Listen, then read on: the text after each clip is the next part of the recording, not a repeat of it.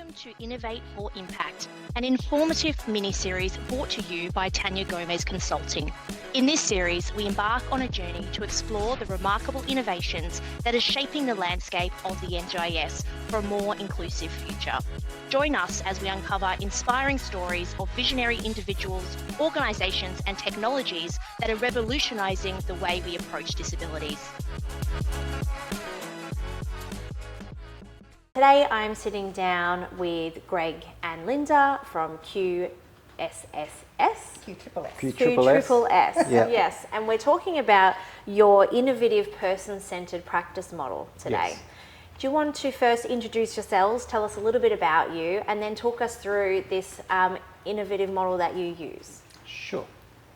Well, I'll go first. My name is Greg Facoory. I'm the Chief Operations Officer for QSSS. So I guess oversee a lot of the more operational side of things, the doing of the do for each of the day. We've got a pretty awesome team around us. So we're only a small core group of people, but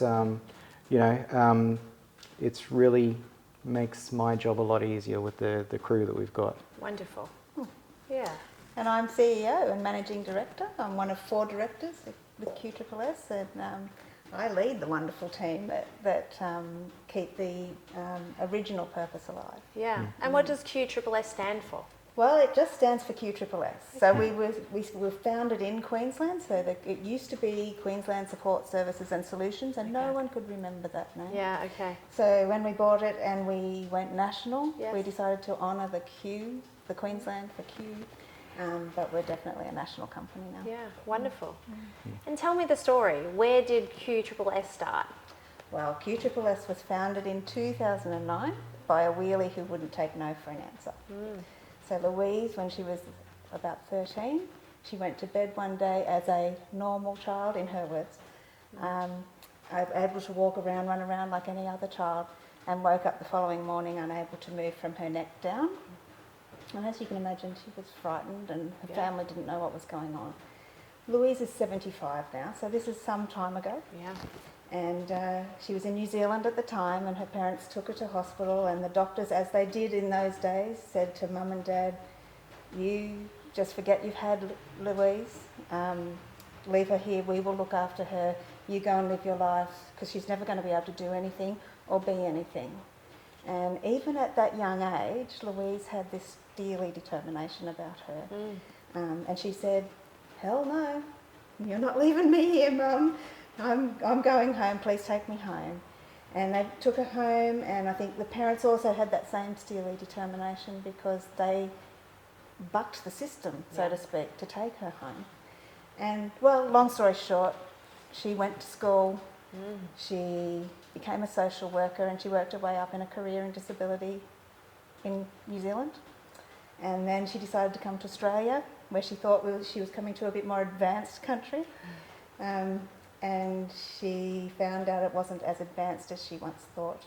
And that's where her passion was ignited. She was actually invited to a roundtable conversation in Canberra where the country was struggling with what do we do with this world of disability before NDIS was born. And she wheeled herself up to the table, and someone came and sat beside her and said, what are you doing here? And she said, what do you mean, what am I doing here? And he said, this is for professionals, not participants. Well, you can imagine how she responded to that. Yeah. I think he went out with his tail between his legs. Because she basically said, I am more professional than you will ever be, and you should leave the planning about this country's disability quagmire to people who actually know what it's like to live with a disability. And she said, that's when my passion was ignited, because I knew that Australia needed to fundamentally change the way they think and feel about people with a disability. And so she went out, she said, Linda, I went out and I became a DSQ auditor. And I said, how did that go for you? She said, well, it was quickly noticed that it was a tick-the-box scenario. I wasn't having any impact on people's lives. And I said, yeah, well, I understand that because I was on the other side in corporate roles. ticking the boxes and not really making a whole lot of difference to the way services were delivered at that time. And I said, so what did you decide to do? So she actually set QSSS up originally as a learning organisation. So she was going out teaching providers how to deliver supports in a way that didn't take away choice and control, that left the choice and control strictly with the client. And I said, how did that go for you? And she said, not so good. I talked till I was blue in the face, and yes, people changed their rhetoric. They changed the way they talked about delivering services, but on the fundamental, on the ground services didn't really change. And she said, so what I had to do is I had to go out and demonstrate. The only way I was going to show Australia how we could do things differently was to demonstrate it. So she went and found 5 people, one of which is still a client of ours today. 5 people who entrusted her with their funding, which was not NDIS at this stage, it was before NDIS. And she set up services for those 5 clients with a model that remains today, and that is that when a client comes to QSSS, we get to know the individual, not the disability. We get to know what lights up their life. What do they need in their life that will help them to live their life however they want to live their life, not how we think they should live their life, which is fundamentally different to a lot of providers. And she did it. And what she did is she went out and she went to market for a team around that client. So the client interviews the staff, selects the staff, and then QSSS employs them. A bit like having your own ABN team without the risk of an ABN worker that's not regulated. So very, very, very simple model. And she went on and she grew the business. She transitioned it through NDIS, which is awesome because a lot of small providers didn't survive that time. And when she got to the age of 70, she said, it's time we change. I need to sell this business. I need to live my life, she said. So she went out and tried to find someone to buy the business. And she said a lot of people wanted to buy her business because it was a good little business to buy, but not many people that she wanted to sell to. She wanted to protect that heritage. Meanwhile, I had left a corporate career because I had been sick of sitting in front of clients who fundamentally would say to me, Linda, you say you're going to send staff between 8 and 12 for my shower. I'm lucky if they come between 8 and 12, and often I don't know the face that knocks on my door. And then you expect me to get undressed and do the most personal things for me, and I don't even know their name. And I'd go, yeah, that's not good enough. I'd go away and I'd try to make change. But in the big corporate world, it's very hard to actually make functional change like that because of the way EBAs are set up. And it's not to say they're doing anything bad. They're just doing what they've always done, and it's how that organisation needs to work. I got sick of doing that, so I walked out and I was sitting at home wondering what I'd do with my life. And long story short, through our connections, we ended up meeting Louise, and I told my story, she told her story, and she said we were both in tears because I had found a model that I'd been trying to set up for the last 20 years functioning in this company. And she had found someone who was truly passionate about delivering that kind of service. So she allowed us to buy the business. So 2 years ago-ish, we bought the business off Louise, and we still function exactly the same way. Amazing. So talk to me more about the model. So essentially, the participant and the provider together are interviewing the staff, and then you're hiring them so that they're part of those decisions. So like what Linda was saying, it's how we go about it is we'll have that personal conversation with the client, with the participant, and essentially get to know them to the level in which we can go, all right, well, if you had a shopping list of qualities that you want to see in a support worker, what would that look like? And guaranteed,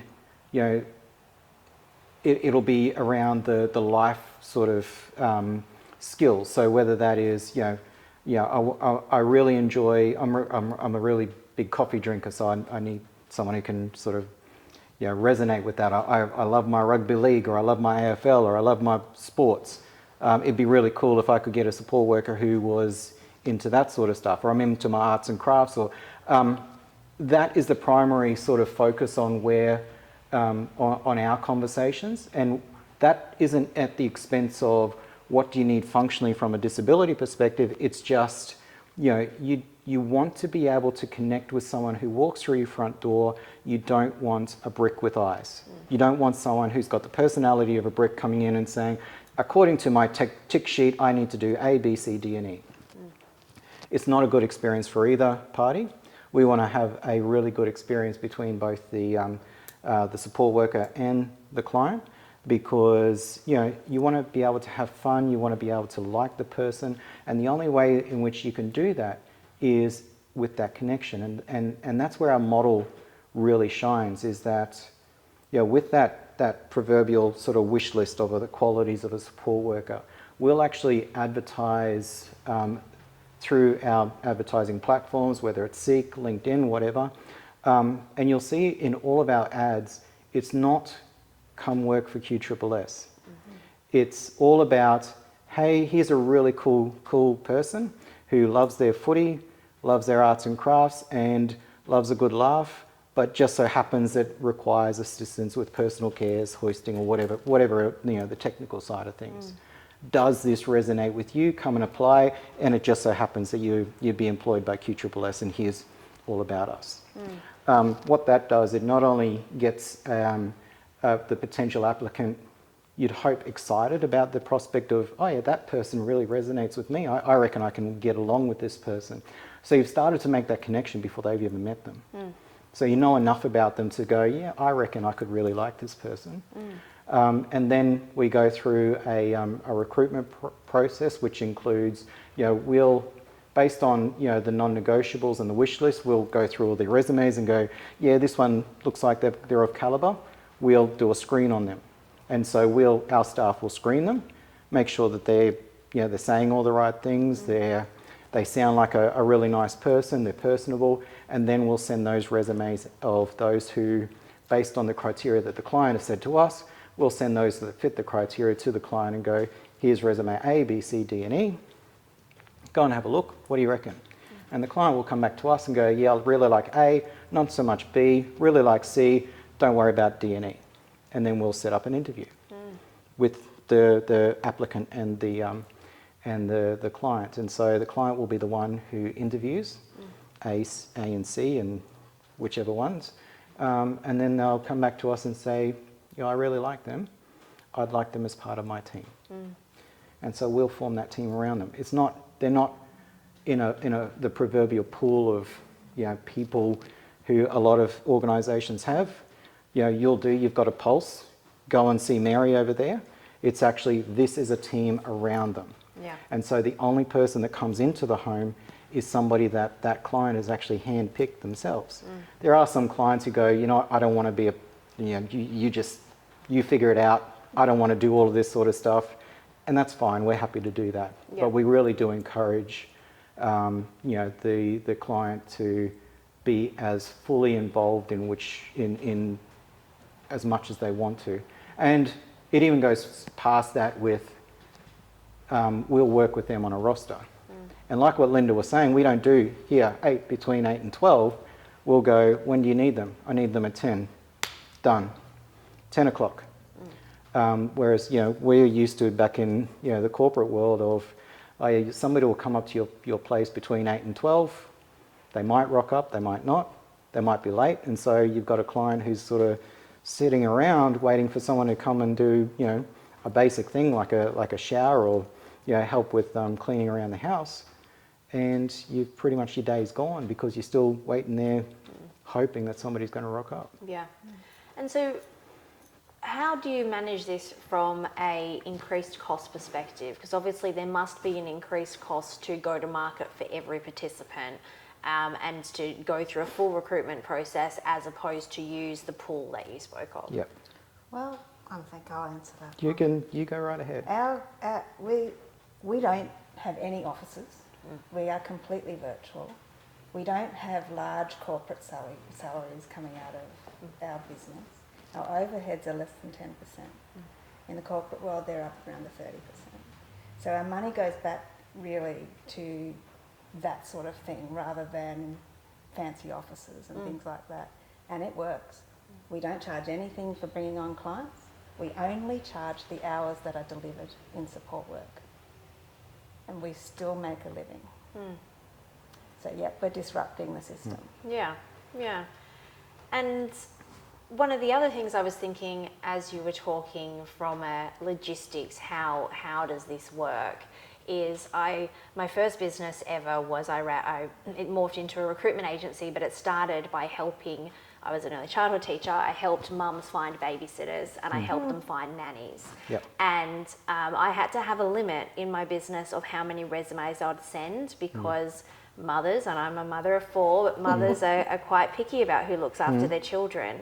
And sometimes if I didn't give a limit, I could be sending them 10, 15, 20 people and they would just say no for the point of saying no. There was nothing wrong. They were just wanting to see what else was out there. And as a small business, I couldn't continue just interviewing without actually placing. Placing was the job and what I got paid for. So my recruitment brain goes to, you said A, B, C, D, whatever it is, and they don't like those ones, which of course is fine. But how does that make the process really long? Does that mean that you're not getting supports to them quickly? Does that delay the process? And is there ever a time that you say, look, we're not able to get you someone and maybe we're not the right fit because we have found multiple people but they weren't right for you? So we can be very agile. So even though we've got teams around clients and that's their personal team, that doesn't mean to say that our staff, our support workers don't be on multiple teams. There is flexibility. Well, the conversation we have with clients, and we have had instances where we might get a call from a client or from a hospital saying, hey, we've got somebody discharging. Do you have capacity to provide supports? Next week. Which is always an interesting prospect. But in saying that, we've got an awesome group of, an awesome team of support workers and support specialists who oversee the support workers who will mobilise very, very quickly. And the conversation we have with clients is, this is our model, this is how we like to operate, or this is how it's worked in the past. What we'd like to do is potentially just grab some people from other teams for now, obviously with your permission of who it is.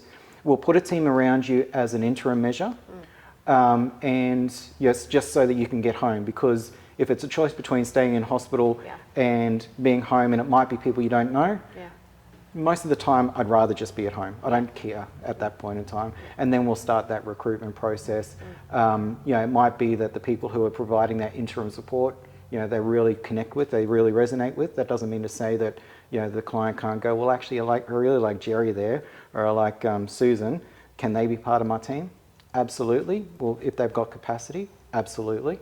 And then we'll recruit. We'll start the recruitment process. We do have an approximate recruitment sort of time frame of anything of around 4 weeks to 6 weeks.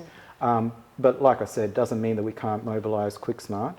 And even though that might sound quite a reasonable amount of time, the thing is that we want to make sure that we get it right the first time. We want to make, it can be very confronting, especially for those who have never had supports before.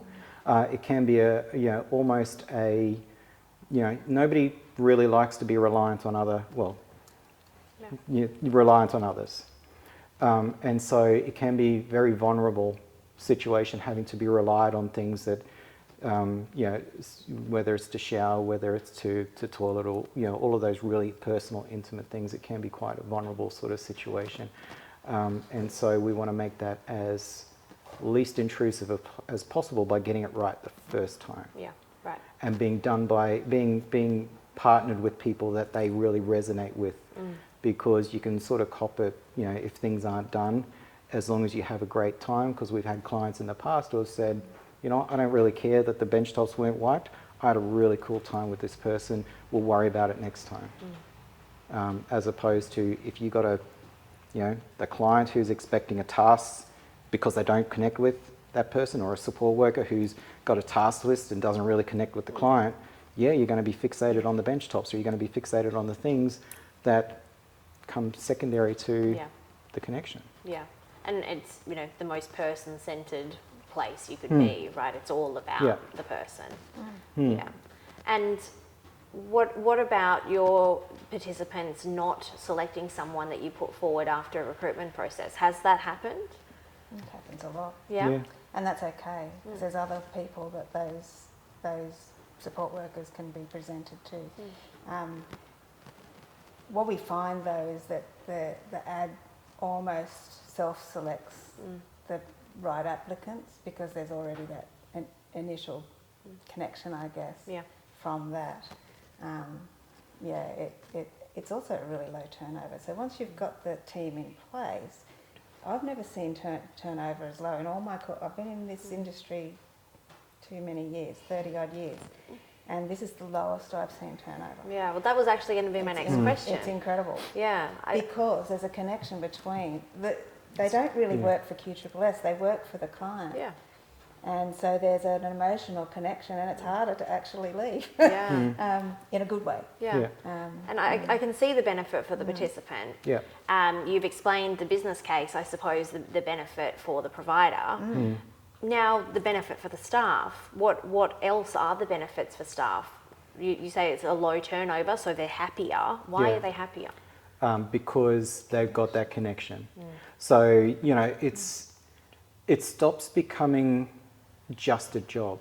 So, we've been in roles before where, if you don't have that connection, once again, it's just, I'm here to do a task. Yeah. What we're trying to do is flip that. What the message that we want both the support workers and the clients to to at least appreciate is the fact that the support workers are coming in to actually make a connection. It just so happens that they're doing a task while they're doing it. Yeah. And that connection might be something as simple as having a chat. Yeah. It might be as simple as playing a game of chess. It might be simple as going out for an outing. Regardless of what that is, the connection is the most important part. Once you get that connection, you think twice about whether or not you want to leave, and that's not to try and pigeonhole people into a role. It's just, if you've got that emotional connection, it's almost like a breakup. It's a little bit like that, and we still are very, very strong on boundaries, but not at the expense of connection. And so we love the fact that our support workers love their clients. It's not a dirty word, love. And not only that, they are well supported by us as an organisation, really, really well supported by us as an organisation. And so you've got a twofold connection of not only to the organisation themselves, but also a client who you're seeing each and every day. Yeah. And to the team that they're with. And to the team that they're with, yeah. So they become like a self-managed team. Yeah. And they can connect virtually with each other and replace each other. And all they need to, if Linda's sick today, she messages the team and someone comes in and says, yes, I'll do your shift.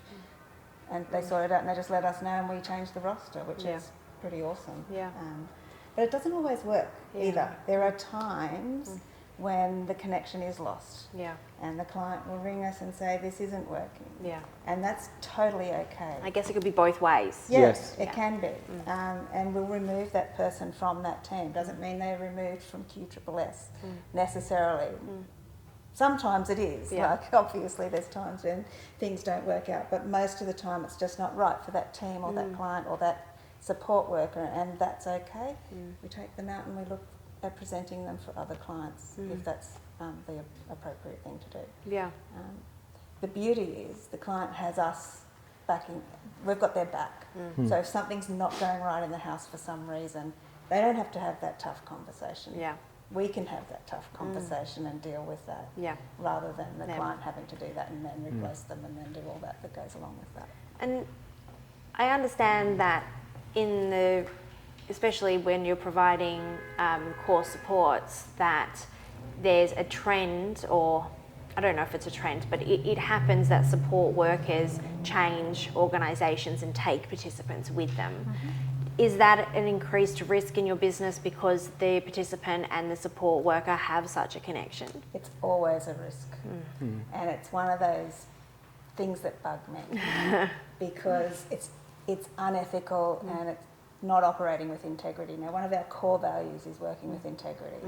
Those clients and support workers are part of the QSSS family, and we actually insist that, you know, in their contracts there's a no competition clause, for example. So they're not supposed to do any of that. Yeah. It happens. Yeah. And we get quite upset when that happens because we're losing part of our family when that happens. We're very open to robust conversations with other providers that do that, but not at the expense of a client that says, you know what, I just want to do something different. And if they want to do something different, that's their choice. Yeah. And we'll work with the other provider to do that. That's not a bugbear. But when it's underhanded and unethical, that's rough. Yeah, I completely understand. Yeah. And do you think that this model is geographically limited? Is this just something that can happen locally because you have the brand and the resources, or is this a model that can work across Australia? Well, the reason we're nationally accredited now or registered now, I should say, not accredited, is because it is the kind of model that can go anywhere. It really doesn't matter where we are as opposed to where the service is delivered. Yeah. And what's beautiful about it is that we're going into sometimes very remote areas and building the capacity of the local community to look after their own. We don't fly people in. We go into a community, find the people that want to do the work, and they might not have the technical skills at that point in time, but we will support them to get those skills through education or whatever it is that they need. So we're actually building capacities of sometimes very, very small communities to look after their own. So it can go anywhere. Yeah. Happy to go anywhere.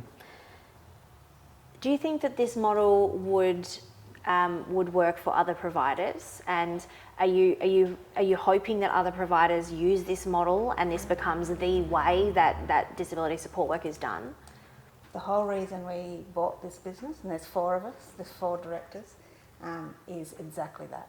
We don't care if people pinch our model, and we go out and we talk to other providers about our model because we believe it is a disruptive model that works.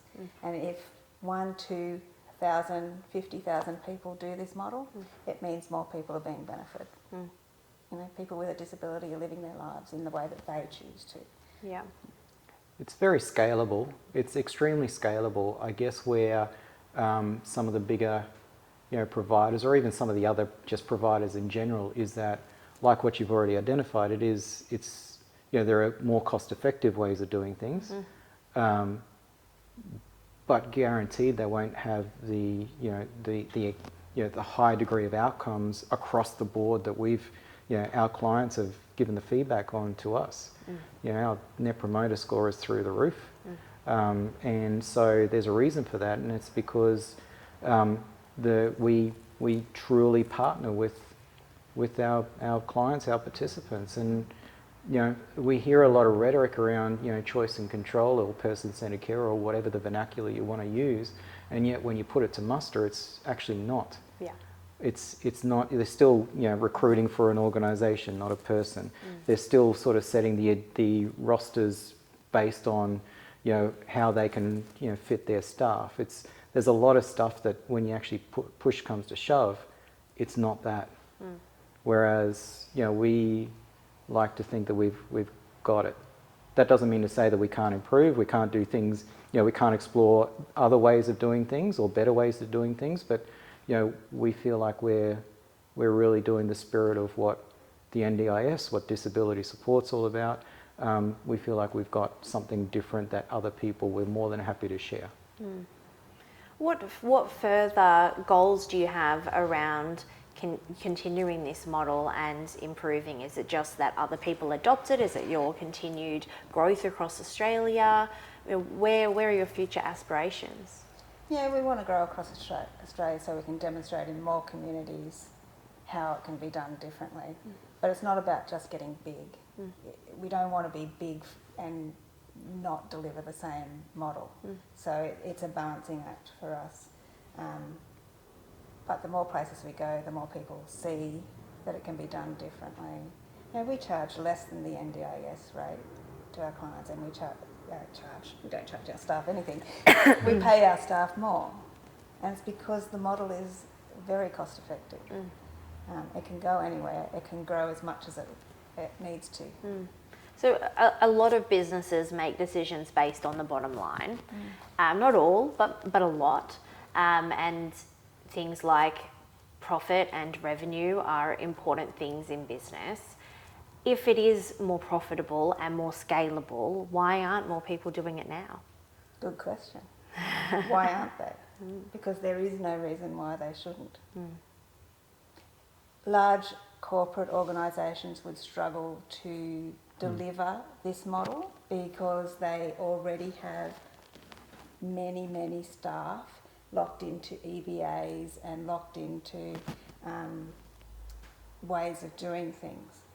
But smaller providers and startup providers, 100% should be starting with a model like this. I think that's all the questions that I have for you. Was there anything else that you think is worth mentioning or you wanted to talk about in regards to your model and your disruption and your innovation? Yeah, from our perspective, what we're trying to do is not only model or present a model, we also want to present an ethos as well. Like what we were talking about with the whole sort of how you mentioned potentially, clients, I'll use the word pinched. Not that's probably the wrong way of putting it, because that insinuates ownership. There's no ownership, but you sort of get where I'm coming from with this. Where it's unethical behaviour. We want to also model, you can work ethically, morally within a very good value-based organisation while still being sustainable. We've always said all along that we're not in it for the profit. Our profits, I'm sure we could maximise even more than what we're doing now. We're not making a huge, financial gain, but we are happy with sustainability. We're happy with what the mission that we're trying to achieve, the message that we're trying to send, we feel that we've got something a little bit different. From my perspective, it seems like what we've talked about is really a long-term play, right? Yeah. That there's in the short term a little bit of extra cost to get the right people, but long term you've got staff staying longer, and you've also got participants. I'm assuming that participants stay longer, and in a sector which is around working with people with permanent disabilities who will have these disabilities for life, that means potentially your cost of acquisition goes down and all the other things because you're doing a better job. So it's a long-term view of how do we, as far as maybe not being as profitable as you could be right now or as large as you could be, it seems like that's a temporary thing because long-term the metrics would be in your favour. Yeah. And we want to do things responsibly. And that's the key thing in all this is that we want to make sure that we are being responsible with growth, responsible with our strategic direction. Because as soon as you start sort of going for the big ticket items without sort of embedding what you've got, then that's when things can unravel. And it's not just, the business that will unravel, with that comes a whole, valued client cohort that will essentially, suffer because of it. And a lot of awesome, dedicated, brilliant support workers, staff, support specialists, the whole lot that'll also suffer because of it. So we got to, that responsibility isn't lost. So this model seems to be, correct me if I'm wrong, that you're applying this model to direct supports or core supports. Could this model work for other areas of the NDIS, whether it be allied health or support coordination or other areas still? Well, it works for any kind of supports that are in the home or in a SIL home. It doesn't matter where the supports are being delivered, the model can work. So we're in SIL, we're in SDA properties, but we don't do property. We stick to our lane. We're very good at supports We're not going to dabble in property. We'll work with providers who want to do property, who are experts in probably The building standards building and people. yeah. You know, Yeah. we're not going to do that because whatever we do, we want to do it exceptionally well. We're not going to dabble in support coordination because it's actually, I think, unethical to be a support coordinator for a client and delivering their supports. There's a reason why those things should be separate. So we'll work with support coordinators very collaboratively to make sure that whatever's going on for a client is what needs to be for that client. Do you think that your model would work for support coordinators if they were to recruit support coordinators based on the participants' need, or because it isn't meeting their daily needs and the intimate side of things where they're most vulnerable, that it might not be as required? I'm not sure if it's actually, when it comes to support coordination, some of that can be, it can be unplanned with support coordination, and so, with support coordination, it might just be whatever phone call that's happened in the day, or whatever sort of comes across your desk in that day. What we do, we are more than happy to, help with support, the support coordinators on things that we can help with. We're very mindful of our scope, but sometimes we do have to sort of do a gentle nudge. Do a gentle nudge with support coordinators. We want to be that collaborative. We almost insist on being that collaborative partnership with support coordinators, allied health, nursing, the whole gamut. And quite often we'll be the ones asking for that partnership among everybody, so that we can all be on the same page. There is unfortunately a lot of protectionist attitude of, this is my client, I won't share anything, and I'll tell you, from a support coordination perspective, and I'll tell you what you need to do, and I'll tell you what you need to know, and I'll tell this mob what they need to know. Whereas if we all work together, we'll be able to share what we see. Yeah. We'll be able to share what we're experiencing, and given that, especially when it comes to support provision, most of the time, our support workers are on the ground longer than any of the nursing, allied health, and any others. So we see more. Yeah. We've got that connection more, and so it's only sensible that you tap into that, and we want others to tap into that. Because it only helps nursing, it only helps allied health, it only helps social workers, behaviour support specialists, all of those other people's support coordinators, because we can get a really good picture as to how we can, as a team in partnership with the client, get the best outcomes. Wonderful. Great.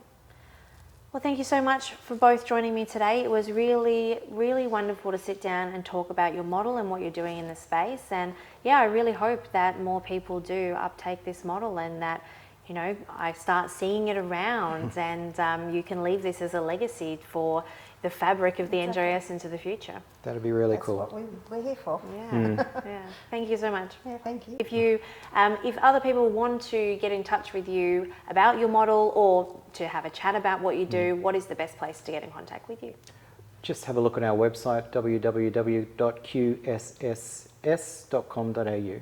All of our details are on there, and that's the best way. Just call us, email us. Even for potential support workers, if you're interested in coming and joining our team, you can put your application in there. Any potential clients who like what they're hearing, come and reach out to us. Support coordinators, the whole lot. All of our information is there. We've also got a YouTube channel. If you just go on YouTube and look up QSSS, you'll see all of our videos, our origin story, our values stories, and even some really, really cool client journey stories as well. Wonderful. Yeah, I've watched some of those videos. They're awesome. Yeah. Great. Thanks for joining me today, and I look forward to talking to you again soon. Thank you very much. Thank you for joining us on another enlightening episode of Innovate for Impact. Stay tuned for more thought-provoking conversations and innovative ideas that drive positive change within the NDIS space. Remember, together we're shaping a future where innovation and impact go hand in hand.